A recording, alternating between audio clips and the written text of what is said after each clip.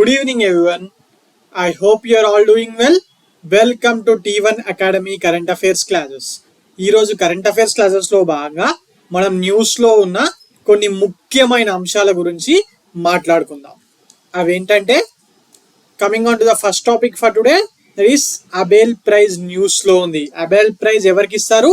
ప్రపంచంలోనే గొప్ప మ్యాథమెటిషియన్స్ కి అబెల్ ప్రైజ్ ని ప్రతి సంవత్సరం ఇస్తా ఉంటారు కదా. ఎస్, మరి ఈ ఇయర్ ఎవరికి ఇచ్చారు, అసలు ఈ అబెల్ ప్రైజ్ ఎప్పటి నుంచి ఇస్తున్నారు, దీనికి సంబంధించిన విశేషాలన్నీ కూడా మనం ఇప్పుడు మాట్లాడుకుందాం. ఎవరికి ఇచ్చారు ఈసారి? మిచెల్ తలాగ్రాండ్. ఓకే, మిచెల్ తలాగ్రాండ్ ఈయనకు ఈ సంవత్సరం అబెల్ ప్రైజ్ 2024 గాను ఇవ్వడం జరిగింది. మరి ఈయన ఫ్రాన్స్ దేశానికి చెందిన గణిత శాస్త్రవేత్త, దట్ ఈస్ మ్యాథమెటిషియన్. మరి ఎవరిస్తారు ఈ అవార్డుని? ఎవరిస్తారు? Norwegian academy of science and letters. Okay, Norwegian academy of science and letters ప్రతి ఇయర్ ఈ అవార్డ్ ని అందజేస్తూ ఉంటుంది. మరి 2024 గాను మిచెల్ తలగ్రాండ్ కి ఈ అవార్డ్ ని ఇవ్వడం జరిగింది. మరి ఈ మిచెల్ తలగ్రాండ్ ఫ్రాన్స్ లోని ప్యారిస్ లో ఉన్న CNRS, that is French National Centre for Scientific Research లో పనిచేస్తా ఉంటాడంట. French National Centre for Scientific Research లో ఈయన పనిచేస్తా ఉంటాడు. ఓకే, మరి ఈయన గణిత శాస్త్రంలో ఈయన చేసిన సేవలకు గాను ఇప్పటి వరకు ఆయన అనాలిసిస్, మ్యాథమెటికల్ అనాలిసిస్, ఇలా అన్ని విషయాల్లో ఆయన చేసిన సేవలకు గాను ఈ ప్రతిష్టాత్మక బహుమతిని ఆయన అందుకోవడం జరిగింది. ఓకే, ముఖ్యంగా గణిత భౌతిక శాస్త్రం మరియు గణాంకాలలో అతని పరిశోధనలు అనేటివి చాలా చాలా ఫేమస్ అట. మరి ఆ రీజన్ వల్లనే ఈయనకి ఇవ్వడం జరిగింది. ఈ పేరు ఇంపార్టెంట్ అండి. అబెల్ ప్రైజ్ ఎవరికి ఇస్తారు అనేది ఇంపార్టెంట్. ఒక్కోసారి Abel prize is related to అని చెప్పి ABCD అని ఆప్షన్స్ ఇస్తాడు. రిలేటెడ్ టు మ్యాథ్స్ కదా. ఎస్, మరి ఈ ఇయర్ ఎవరికి ఇచ్చారు? మిచెల్ తలాగ్రాండ్. అలాగే ఇంకొన్ని విషయాలు ఈ అబెల్ ప్రైజ్ గురించి మాట్లాడుకుందాం. ఓకే, మరి అంతర్జాతీయంగా మ్యాథమెటిక్స్ లో చేసిన అత్యున్నతమైన సాధనకు గాను మ్యాథ్స్ అంటే గణిత శాస్త్రవేత్తలు ప్రతిష్టాత్మకమైన ఈ అబెల్ ప్రైజ్ బహుమతిని ప్రతి సంవత్సరం ఒక్కరికి లేదంటే అంతకన్నా ఎక్కువ మంది కూడా ప్రదానం చేస్తా ఉంటారు. మరి ఈ బహుమతిని 2002 నుంచి ఇస్తున్నారు.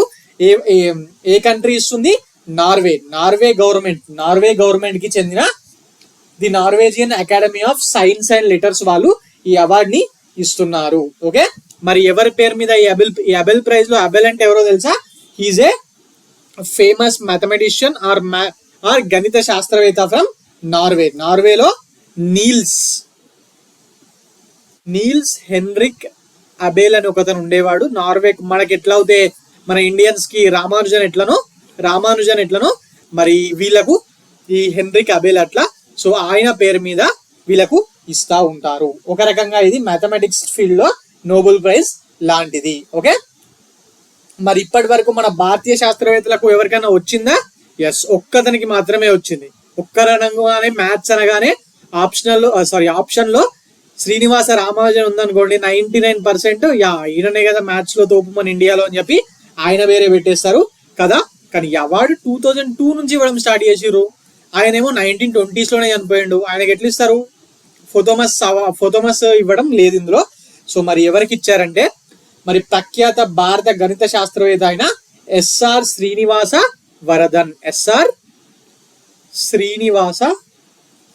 వరదన్. ఈయన తమిళనాడుకు చెందిన వ్యక్తి. ఈయనకి ఇవ్వడం జరిగింది. 2007 లో ఈయనకు ఇచ్చారు. ఈ అబెల్ ప్రైజ్ ని ఈయన గెలుచుకున్నాడు. మరి భారతదేశం నుంచి అబెల్ ప్రైజ్ గెలుచుకున్న ఒకే ఒక్కడు, అలాగే మొట్టమొదటి వాడు ఇతనే. అలాగే ఏషియా నుంచి ఈ అబెల్ ప్రైజ్ ను గెలుచుకున్న మొట్టమొదటి అతను కూడా మన శ్రీనివాస వరదనే. Okay, right. ఈ ఎస్ఆర్ అనేది చాలా పెద్ద పేరు ఉంటుందండి, ఇంటి పేరు. అంతగా మనకేం అవసరం లేదు. శ్రీనివాస వరదన్ అని చెప్పి గుర్తుపెట్టుకుంటే సరిపోతుంది. మరి ఈయన మ్యాథ్స్ లో ఏ రంగంలో అయినా చేసిన సేవలకు గాను అవార్డు ఇచ్చారంటే మ్యాథ్స్ లో ఈయన పరిశోధనలు ప్రాబబిలిటీ థియరీ. శ్రీనివాస వరదన్ మన ఇండియన్ ఉన్నాడు కదా, ఆయన ప్రాబబిలిటీ థియరీ మీద, అలాగే ఈయన కాంట్రిబ్యూషన్స్ ఈ రెండిట్లో mathematical analysis and probability theory మీద ఈయన చేసిన వర్క్స్ అనేవి ప్రపంచవ్యాప్తంగా పెద్ద పెద్ద పరిశోధనా సంస్థల్లో వాళ్ళ బుక్స్ లో పబ్లిష్ కావడం జరిగింది, వాళ్ళ పేపర్స్ లో.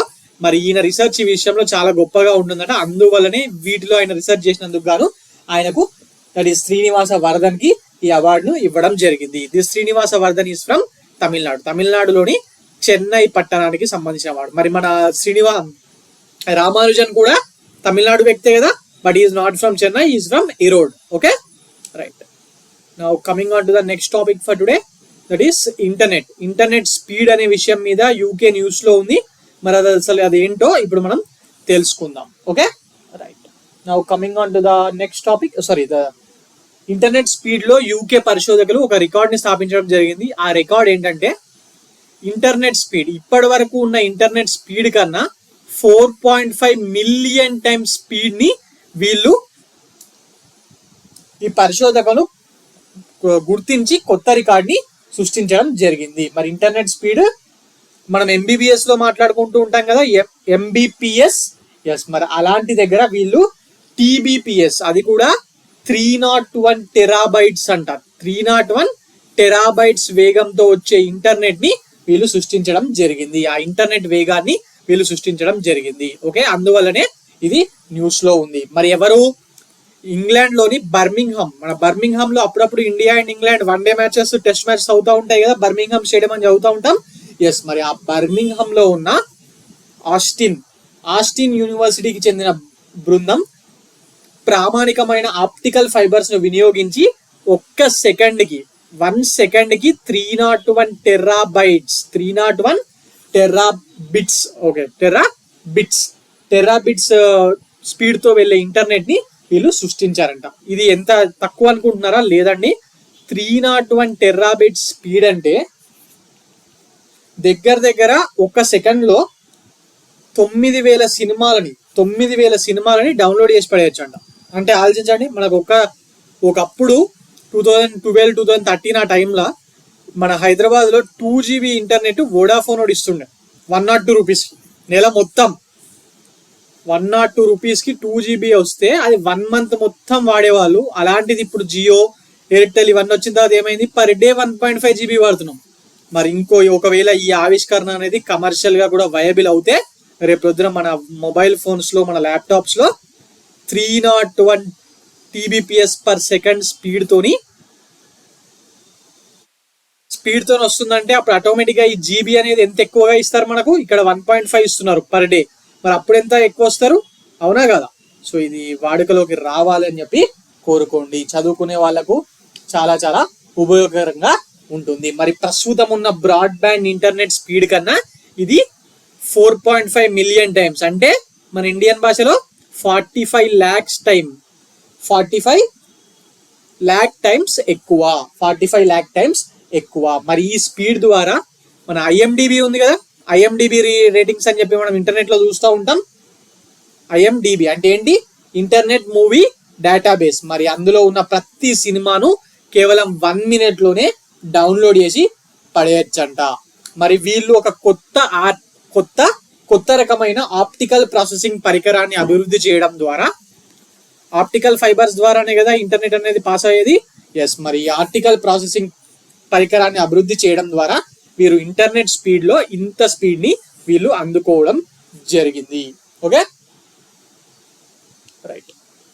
ఇది ఒక్కటి గుర్తుపెట్టుకోండి, యూకే సైంటిస్టులు బర్మింగ్హామ్ లోని ఆస్టిన్ యూనివర్సిటీకి చెందిన వాళ్ళు. ఎంత స్పీడ్? ఇప్పుడున్న దానికన్నా 45 lakh times speeder or 4.5 million times speeder. Okay, right. New world record అది. సో అది ఇంపార్టెంట్, వరల్డ్ రికార్డ్ కాబట్టి. Okay, right. Now coming on to the next topic for today, that is food waste index report 2024.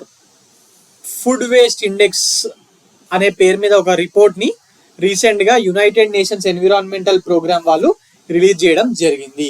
Food waste index అంటే తెలుగులో ఏంటి? ఆహార వృధా నివేదిక. 2024 ని యునైటెడ్ నేషన్స్ ఎన్విరాన్మెంటల్ ప్రోగ్రామ్ వాళ్ళు రిలీజ్ చేయడం జరిగింది. ఓకే, మరి దీని ప్రకారం ప్రపంచవ్యాప్తంగా తయారు చేయబోతున్న ఫుడ్ లో 19% అంటే approximately 1/5 of the total food is getting wasted. In 2022 లో 1/5 of the total food got wasted అంట. అదే 2019 లో ఇది 17% ఉండే. మరి ఇప్పుడు 2022కి వచ్చేసరికి 19% కి ఇంక్రీజ్ కావడం జరిగింది. ఓకే, ఈ రిపోర్ట్ లో ఇంకో విషయం ఏం చెప్పారంటే ప్రతి ఏటా సగటున ఒక్కొక్క వ్యక్తి ప్రపంచవ్యాప్తంగా 79 kgs ఆఫ్ ఫుడ్ ని వేస్ట్ చేస్తున్నాడంట. ముఖ్యంగా ఇది హోటల్స్ లో వేస్ట్ అవుతుంది అనుకుంటాం మనం జనరల్ గా, అవునా కదా? మన ఇండియన్ ఆలోచన విధానం ప్రకారం చూసుకుంటే ఏమనుకుంటాం, హోటల్స్ లో బాగా వేస్ట్ అవుతూ ఉంటది అనుకుంటాం కదా. బట్ ఈ రిపోర్ట్ ప్రకారం హోటల్లో కాదు, ఇళ్లలోనే 60% of the total wastage food లో 60% ఆఫ్ వేస్టేజ్ అనేది ఇళ్లలోనే జరుగుతుందంట. మన ఇండియన్స్ మన తెలుగు వాళ్ళల్లో అంటే నైట్ మిగిలింది కూడా మనం మిగుల్చుకొని ముందు నెక్స్ట్ డే పులిహోరనో ఏదో ఒకటి చేసుకొని తింటాము. బట్ అమెరికా లాంటి దేశాలు అలా కాదు కదా, అట్లా పడేస్తాం. ఓకే, సో అందువల్ల మొత్తం వేస్టేజ్ లో 60% ఆఫ్ వేస్ట్ హౌస్ హోల్డ్స్ ద్వారానే జరుగుతుందంట. మరి 28% ఏమో హోటల్స్ అండ్ రెస్టారెంట్స్ లో జరుగుతుంది, అండ్ మిగిలిన 12% ఏమో రీటైలర్స్ ద్వారా జరుగుతుంది అని చెప్పి ఈ రిపోర్ట్ లో తెలియజేయడం జరిగింది. మరి ఈ రిపోర్ట్ ఎవరిచ్చానన్నాను? United Nations environmental Programme. ఒక పక్క ప్రపంచవ్యాప్తంగా 78.3 crores ఆఫ్ పీపుల్ ఆకలితో అలమటిస్తుండగా, అంటే 3 పూటలు అన్నం దొరకక 2 పూటలు అన్నం దొరక్క అలమటిస్తుండగా, మరోవైపు ప్రపంచవ్యాప్తంగా 19% ఆఫ్ ద ఫుడ్ వృధా అయింది అని చెప్పి ఐక్యరాజ్య సమితికి చెందిన UNEP వాళ్ళు ఈ రిపోర్ట్ లో తెలియజేయడం జరిగింది. మరి 2030 నాటికి ఈ ఆహారం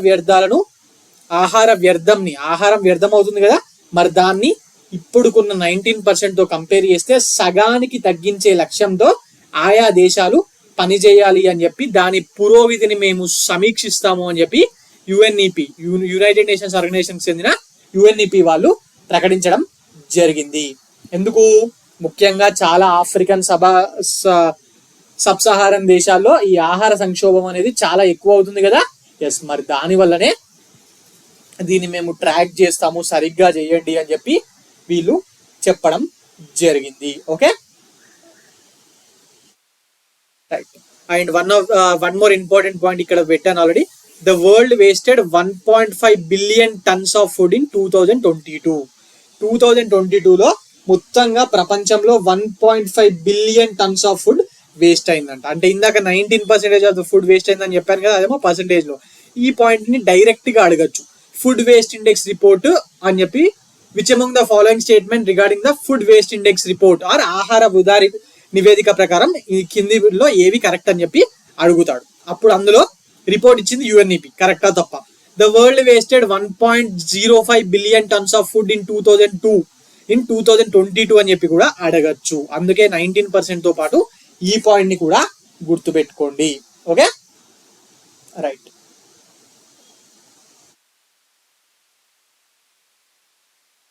Now coming on to the next topic for today, that is IIT Guwahati news లో ఉంది. మరి ఐఐటీస్ మీద ఎగ్జామ్ లో క్వశ్చన్స్ అడుగుతున్నారు కదా, ప్రతి ఎగ్జామ్ లో ఒక ఐఐటి మీద ఎక్కడో ఒక దగ్గర ఎగ్జామ్ లో టాపిక్ వస్తుంది కదా. ఎస్, అందుకే ఇక్కడ ఇచ్చాను. మరి IIT Guwahati completes technology transfer to combat swine fever virus. ఈ స్వైన్ ఫీవర్ వైరస్ ఎవరిలో ఉంటుంది? పందుల్లో ఎక్కువగా వస్తూ ఉంటుంది. మరి దీన్ని క్లాసికల్ స్వైన్ ఫీవర్ వైరస్ అని చెప్పి అంటూ ఉంటారు. మరి దాన్ని నిరోధించడానికి కొత్త రకమైన టీకా టెక్నాలజీని, అంటే vaccine, new form of vaccine టెక్నాలజీని ఐఐటి గౌహతి వాళ్ళు తయారు చేసి దాన్ని ఈ వ్యాక్సిన్ తయారీ సంస్థ, ఒక ఫేమస్ వ్యాక్సిన్ తయారీ సంస్థ ఉంటుంది, that is biomed private limited వాళ్లకు ఆ టెక్నాలజీని ట్రాన్స్ఫర్ చేయడం జరిగింది. మరి ఆ టెక్నాలజీని యూజ్ చేసి వీళ్ళు బయోమెడ్ ప్రైవేట్ లిమిటెడ్ వాళ్ళు ఈ వ్యాక్సిన్స్ ని తయారు చేయబోతున్నారు. ముఖ్యంగా ఈ టీకా అడవి పందుల్లోను క్లాసికల్ స్వైన్ ఫీవర్ వైరస్ ను నిరోధించడానికి ప్రత్యేకంగా రూపొందించిన రీకాంబినెంట్ వెక్టర్ టెక్నాలజీతోని తయారు చేయబోతున్నారంట. మరి ఈ టీకా టెక్నాలజీ అనేది రేపు పొద్దున భారతదేశంలో ఈ టీకా రంగంలో చాలా మార్పుని తీసుకురాబోతుంది. ఓకే, మరి దీంట్లో ఏ ప్లాట్ఫామ్ ని యూజ్ చేశారు అంటే mRNA అవన్నీ ఉంటాయి కదా. మరి దీంట్లో ఈ టీకా టెక్నాలజీలో ఐఐటి గౌహతిలోనే డెవలప్ చేయబడిన రివర్స్ జెనెటిక్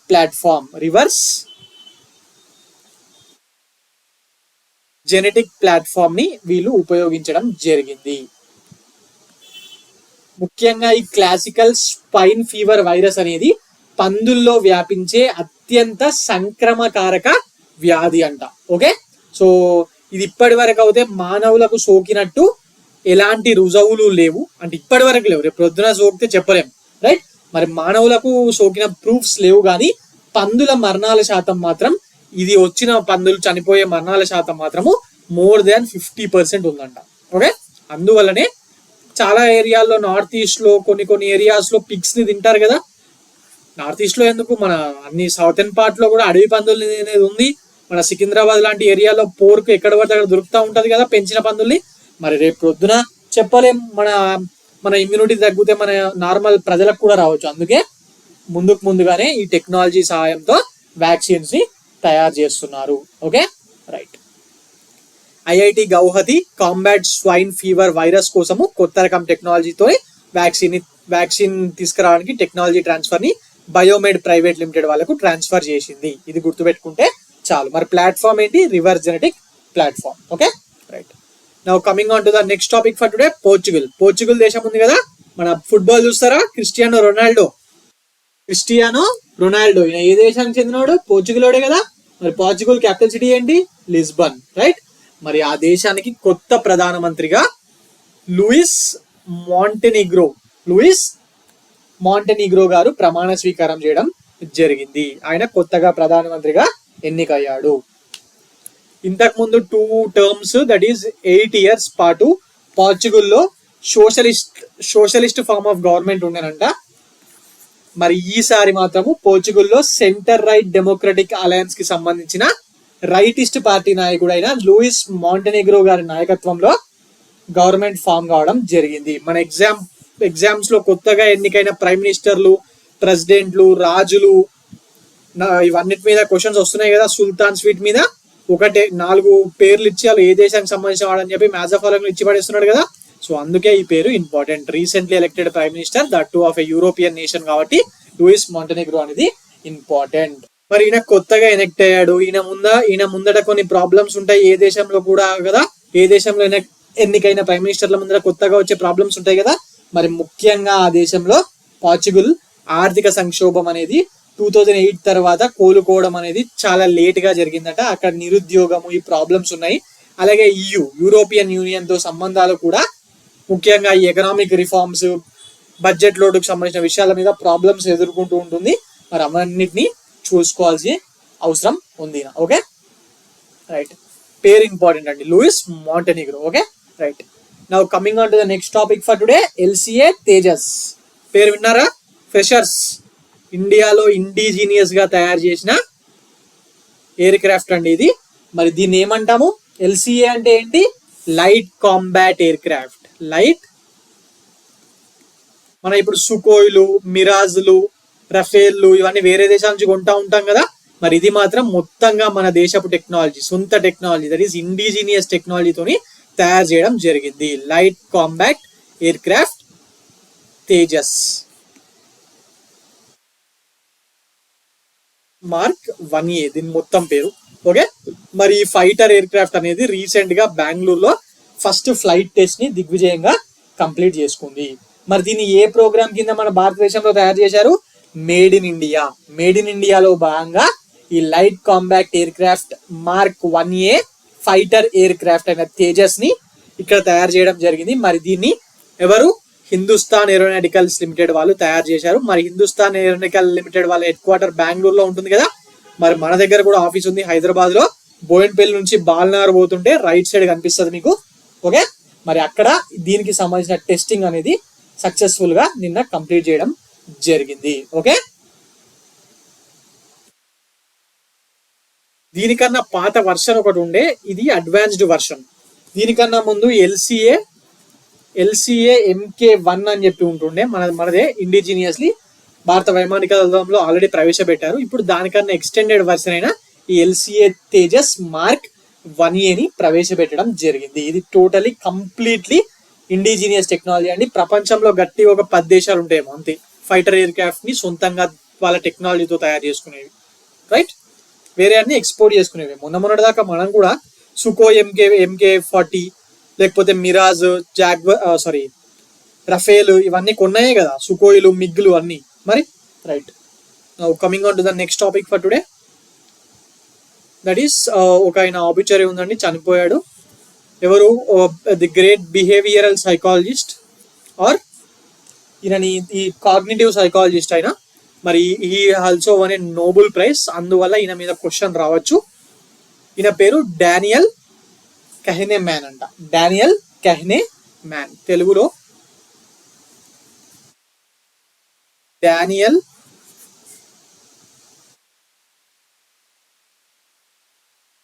కహ్నెమాన్. మరి ఈయన ఇజ్రాయిల్లో పుట్టాడు. ఈయన 1934లో ఇజ్రాయిల్లో పుట్టాడు. మరి ముఖ్యంగా ఈయనకు నోబెల్ ప్రైజ్ వచ్చేంతగా ఆయన ఇంత గొప్ప విషయాలు ఏం చేశాడంటే, మన మనుషుల నిర్ణయాలు తీసుకునే విధానం పైన ఈయన లోతైన పరిశోధనలు చేయడం వల్ల ఈయనకు ప్రపంచవ్యాప్తంగా గుర్తింపు రావడం జరిగింది. ఓకే, మరి ఈ పేరు ఇంపార్టెంట్. ముఖ్యంగా ఈయన అసలు మనుషులు ఏదైనా విషయం నుంచి వాస్తవాలు ఏది కరెక్ట్ అనేది ఎలా గ్రహిస్తారు అనే విషయం మీద ఆయన చేసిన పరిశోధన అనేది ఆ టైంలో ఒక రెవల్యూషన్ అంట. ఓకే, మరి అనిశ్చితమైన పరిస్థితుల్లో మనుషులు నిర్ణయాలు తీసుకునే తీరును ఆర్థిక శాస్త్రంతో అనుసంధానం చేస్తూ ఆయన పరిశోధన చేపట్టారు. ఈ పాయింట్ ఎగ్జాక్ట్ గా ఎందుకు చెప్పానంటే, ఈయన మనం మనుషులం తీసుకునే నిర్ణయాలని ఆర్థిక శాస్త్రంతో అనుసంధానం చేస్తూ ఆయన పరిశోధన చేపట్టారు అన్నాను కదా. మరి ఆ పరిశోధనకే ఈయనకు 2002లో నోబెల్ ప్రైజ్ ని తెచ్చిపెట్టింది. Okay, right.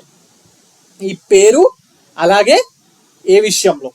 మనుషులు నిర్ణయం తీసుకునే తీరును ఆర్థిక శాస్త్రంతో అనుసంధానం చేస్తూ, అంటే రిలేట్ చేస్తూ చేసిన పరిశోధనకు గాను ఈయనకు అవార్డు వచ్చింది. Is from Israel. ఓకే,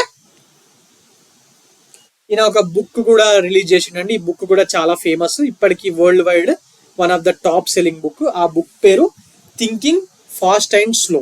ఇది కూడా ఒక్కసారి ఈ పేరు గుర్తు పెట్టుకోవడానికి ట్రై చేయండి, జస్ట్ ఇంత డీప్ గా అడగరు. Thinking fast and slow. Recent గా చనిపోయిండు Daniel Kahneman. He is related to which field or Nobel Prize, ఇవన్నిటి మీద క్వశ్చన్ వస్తుంది. Okay, now coming on to the next topic for today. That is Mohiniyattam classical dance కదా, ఇండియాలో one of the classical dance. మరి ఇప్పటి వరకు ఇది ముఖ్యంగా ఆడవాళ్ళు మాత్రమే చేసేవాళ్ళు. ఎందుకు? విష్ణువు స్త్రీ రూపంలో వచ్చి డాన్స్ చేస్తాడు కదా మన పురాణాల ప్రకారం.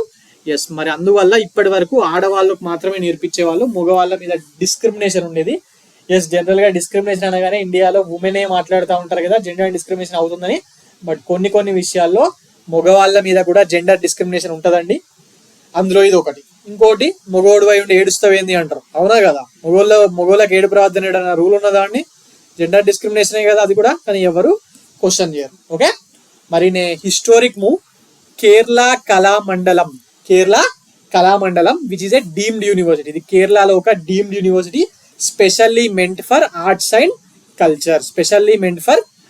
And culture. వాళ్ళు ఈ కేరళ కళామండపం వాళ్ళు మొట్టమొదటిసారిగా బాయ్స్ కి కూడా ఈ మోహిని నటం నేర్పిస్తాము, మీరు అప్లై చేసుకోండి అని చెప్పి అప్లికేషన్స్ ని రిలీజ్ చేయడం జరిగింది. మరి ఇప్పటి వరకు ఉన్న జెండర్ రిస్ట్రిక్షన్స్ ని, అంటే ఈ మోహిని అట్టం కోర్సెస్ లో ఆడవాళ్ళు మాత్రమే చేరాలి అని ఇప్పటి వరకు ఉన్న జెండర్ రిస్ట్రిక్షన్స్ ని వాళ్ళు లిఫ్ట్ చేయడం జరిగింది. మరి దీన్ని వాళ్ళ గవర్నింగ్ కౌన్సిల్ మీటింగ్ లో తీసుకోవడం జరిగింది. ఓకే, మరి ఇది ఇంపార్టెంట్. అలాగే మరి మోహిని అట్టం గురించి మాట్లాడుకున్నాం కాబట్టి దాని గురించి కూడా బేసిక్స్ తెలుసుకోవాలి కదా.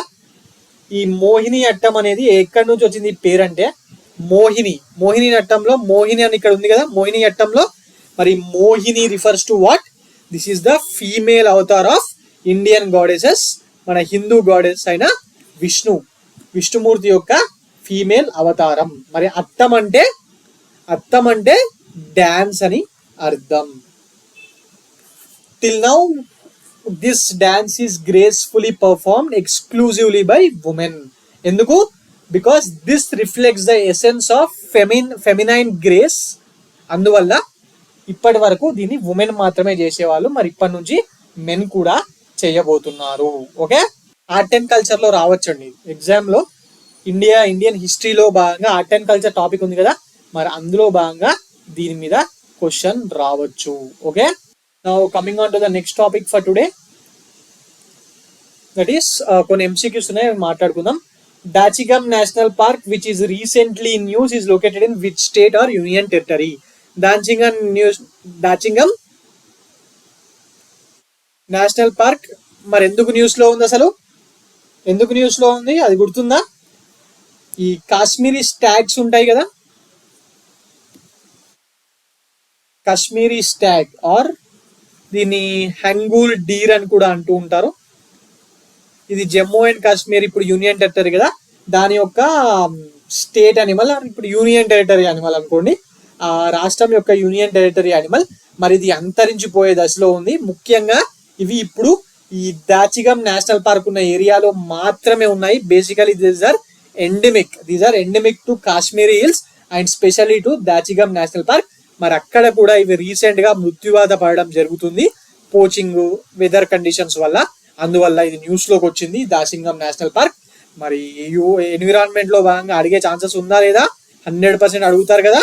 ఎస్, మరి answer is Jammu and Kashmir. Jammu and Kashmir Dachigam National Park ఎంత ఇంపార్టెంటో ఈ పేరు Kashmir stag or Kashmir's hangul deer ఇది కూడా very very important, because these are the only surviving Asiatic subspecies of the red deer of Europe. Okay, మరి ఇది జమ్మూ కాశ్మీర్ యొక్క స్టేట్ ఆర్ ఇప్పుడు యూనియన్ టెరిటరీ అనిమల్.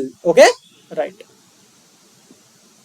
ఇది ఆల్రెడీ మన ఐయుసిఎన్ ఉంటది కదా, ఈ ఐయుసిఎన్ లిస్ట్ లో క్రిటికలీ ఎండేంజర్డ్ లిస్ట్ లో కూడా ఉంది. అలాగే సైట్స్ లిస్ట్ ఉంటది కదా, మరి ఆ సైట్స్ లిస్ట్ లో కూడా ఇది ఉండడం జరిగింది. మరి దీన్ని ఇవి ఇంకా బతకాలంటే government of India urgent measures తీసుకోవాల్సిన అవసరం ఎంతైనా ఉంది. లేకపోతే మళ్ళీ మనం ఎట్లయితే మన చిరుతుల్ని అన్నిటిని నమీబియా నుంచి సౌత్ ఆఫ్రికా నుంచి తీసుకొచ్చి మళ్ళీ పెంచుకుంటున్నాం కదా, అంతరించిపోయినవి, అట్లా యూరోప్ నుంచి తెచ్చి పెంచుకోవాల్సిన పరిస్థితి వస్తుంది మళ్ళీ మన జూలలో పెట్టి. Okay, right. Now coming on to the next topic for today, that is which one of the following countries recently signed a new agreement to build Australia's SSN AUKUS submarines. ఈ AUKUS అని ఉందా, అందులోనే ఏర్పడిపోతుంది కదా మీకు. International relations చదువుతున్న వాళ్ళకు ఈ AUKUS అనే దాంట్లోనే అర్థమైపోతుంది. ఓకే, ఎందుకు అంటున్నాను ఆకస్ అనే పదంలోనే అర్థమైపోతుందని? Is there any special thing to remember about AUKUS? అది ఒక అలయన్స్ అండి. ఆకస్ అనేది ఒక అలయన్స్, ఒక ఇంటర్నేషనల్ అలయన్స్ మెయిన్ గా. Okay, this is a trilateral security partnership alliance between Australia, United Kingdom and United States. ఇది చూడండి, Australia, United Kingdom and US. అవునా, మరి ఆస్ట్రేలియాకు ఇవి సబ్మరైన్స్ ఇస్తున్నాయంటే మరి ఏ దేశాలు ఇస్తాయి? సారీ, న్యూ అగ్రిమెంట్ అన్నాడు కదా. ఓకే, న్యూ అగ్రిమెంట్ ఏ దేశాల మధ్యలో సైన్ చేసి ఉండాలా? ఆకస్ సబ్మరైన్స్ అన్నప్పుడు ఆటోమేటిక్ గా ఆ 3 దేశాలే కదా, సో ఆటోమేటిక్ గా వేరే అన్ని క్యాన్సిల్ అయిపోతాయి. Answer is US, UK and Australia. Recently this US, UK and Australia has formed a new MOU to construct Australia's SSN AUKUS submarine, which is started as the beginning of this milestone in the defense cooperation among these countries. ఎందుకంటే submarines ని అమ్మడం అనేది, కట్టివ్వడము అనేది చాలా తక్కువగా జరుగుతూ ఉంటుంది. మరి ఇది చైనాకు అపోజిట్ గా ఏర్పడిన అలయన్స్ అండి. మరి ఆస్ట్రేలియాకు చైనాకు దగ్గరనే కదా, మరి ఆ ఏరియాలో అండర్ సీ వార్ఫేర్ కి, సర్వైలెన్స్ కి, ఆ ఏరియాలో ఇంటెలిజెన్స్ యాక్టివిటీస్ కి సబ్మరైన్స్ అవసరం అని చెప్పి ఆస్ట్రేలియా దగ్గర లేవు కాబట్టి ఈ వీళ్ళు కట్టిస్తున్నారు. Okay, right. Now coming on to the next question for today, that is which country recently perform the first transplantation of genetically modified kidney from a pig to living human. పంది కిడ్నీని తీసుకొని మనుషుల్లోకి ట్రాన్స్ప్లాంట్ చేసే కొత్తగా genetically modified kidneys ని recent గా ఏ దేశం వాళ్ళు దాన్ని పర్ఫార్మ్ చేశారని అడుగుతున్నాడు. Options are US, UK, India, Russia. మరి ఎవరు చేశారు? రీసెంట్ గా Massachusetts General Hospital in Boston లో ఉన్న మ్యాసచ్యూటిస్ జనరల్ హాస్పిటల్లో చేశారన్నాను కదా. సో ఆల్రెడీ క్లాస్ లో చెప్పాను. మరి ఇది మళ్ళీ ఎందుకు ఇచ్చారంటే ఇది ప్రపంచంలోనే మొట్టమొదటి ట్రాన్స్ప్లాంటేషన్. మరి గ్రూప్ 1 గ్రూప్ 2 అన్నిట్లో general science and science and టెక్నాలజీలో భాగంగా క్వశ్చన్స్ ఈ మధ్య ఎక్కువ వస్తున్నాయి కదా. సో ఆటోమేటిక్ గా ఇది అడిగే అవకాశం ఉంది. So answer is US. మరి recently US surgeons have successfully transplanted a genetically modified pig kidney into a 62-year-old patient, and this has become a historic breakthrough in the modern science. మరి ఎవరు Massachusetts general hospital doctors Boston లో ఉంది. మరి వాళ్ళు చేయడం జరిగింది. ఇంతకు ముందు ఆల్రెడీ పిగ్ కిడ్నీస్ ని కోతులకు ట్రాన్స్ప్లాంట్ చేశారు. అవి 2 years పాటు బతికాయి. మరి దీనికన్నా ముందు మనుషుల్లో డైరెక్ట్ గా బతుకున్న మనుషుల మీద ప్రయోగం చేయకుండా ఈ పిగ్ కిడ్నీస్ ని బ్రెయిన్ డెడ్ డోనర్స్ ఉంటారు కదా వాళ్ళ మీద టెంపరరీగా ట్రాన్స్ప్లాంట్ చేసి చూశారు. మరి అంతా సెట్ అయిన తర్వాతనే ఇక ఈయనకు కిడ్నీ ట్రాన్స్ప్లాంటేషన్ తప్పితే ఇంకా బతకడానికి ఏ అవకాశం లేదు, కానీ ఆయనకు దొరికే అవకాశం లేదు అనుకున్న పేషెంట్ మీద దీన్ని ఈ ట్రాన్స్ప్లాంటేషన్ చేయడం జరిగింది. మరి ఆయన కూడా మంచిగానే ఉన్నాడట ఇంకా. ఓకే, ఒక్కవేళ ఇది సక్సెస్ఫుల్ అవుతాయి, ఆయన ఒక 15 ఏళ్ళలో బతుకుతే ఆటోమేటిక్ గా రేపు ప్రొద్దున ఇది ఒక రెవల్యూషన్ అన్నట్టే కదా. ప్రతిసారి కిడ్నీ ట్రాన్స్ప్లాంటేషన్ అయినప్పుడు మనం మన దగ్గర వాళ్ళకి ఎవరికి అయినా కూడా మనం ఇవ్వాలనుకున్నా ఇవ్వలేము. అది మ్యాచ్ కావాలి, మ్యాచ్ కానప్పుడు ఇవ్వలేరు కదా. సో రేపు ప్రొద్దున ఇలాంటివి జరిగితే ఎక్కడ ఎవరికి కిడ్నీ ప్రాబ్లం వచ్చినా కూడా ఇష్యూ లేకుండా ఉంటుంది. Okay right. సో ఇదండి ఈరోజు current affairs. For more current affairs like this, please visit T1 Academy and also please subscribe T1 Academy. Thank you.